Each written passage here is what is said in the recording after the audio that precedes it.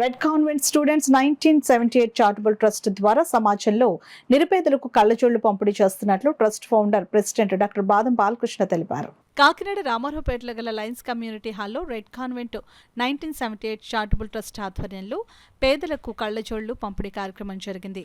కార్యక్రమానికి trust president Seemakurthi Paparao అధ్యక్షత వహించగా ట్రస్ట్ సభ్యుడు రామ్ చరణ్ ముఖ్య అతిథిగా పాల్గొని పేదలకు కళ్ళజోళ్లు పంపిణీ చేశారు.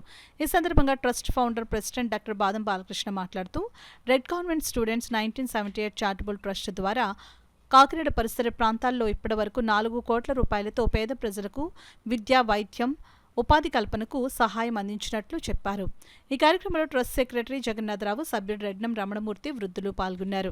అంటే 3000 కళ్ళద్దాలు మేము ఈ ట్రస్ట్ ద్వారా గుర్తించడానికి లైన్స్ క్లబ్లో గుర్తించిన వారికి ఉచితంగా ఇస్తున్నాం. అలాగే బట్టలు కూడా ఇస్తున్నాం. మా రెడ్ కాన్వెంట్ పూర్వ విద్యార్థి ఇళ్లలో కానీ, స్నేహితుల వద్ద కానీ, చుట్టుపక్కల అపార్ట్మెంట్లో నేను కూడా కలెక్ట్ చేసి ఈ కార్యక్రమానికి ఇవ్వడం.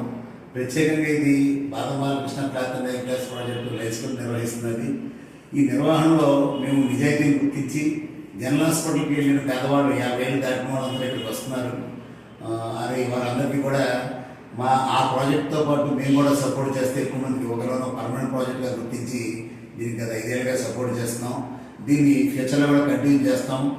ప్రజలందరినీ కోరేది అంటే మీ ఇళ్ల వద్ద ఉన్న పాత వాడిన మంచి కళ్ళద్దాలు ఉంటే ఈ యొక్క లైన్స్ క్లబ్ వాళ్ళకి ఇవ్వాల్సిన కోరుతున్నాం. అలాగే బట్టలు ఏమైనా ఉంటే చిరగకుండా, బట్టలు పడకుండా ఉండి మంచి ఉంటే ఇస్త్రీ చేయించేస్తే పేదవారికి ఇస్తామని తెలియజేస్తూ, మరి ఈ కార్యక్రమాన్ని సహకరిస్తున్న రెడ్ కాన్వెంట్ పూర్వ విద్యార్థుల ప్రెసిడెంట్ అయినటువంటి పాపారావు గారికి, ఈ కార్యక్రమాన్ని ఇచ్చేసిన సెక్రటరీ జగన్నాథరావు గారికి, అలాగే రెడ్నం రమణమూర్తి గారికి, తదితర మిత్రులందరికీ కూడా ఒకసారి కృతజ్ఞత తెలియజేసుకుంటూ, ఇలాగ ట్రస్టులు ఫార్మ్ చేసి మిగతా స్టూడెంట్స్ ఎవరైతే ఉన్నారో, వివిధ కళాశాలలో చదివిన వాళ్ళు, స్కూల్లో చదివిన వాళ్ళు 10 మందికి హెల్ప్ చేయాలని చెప్పి కోరుకుంటున్నాను.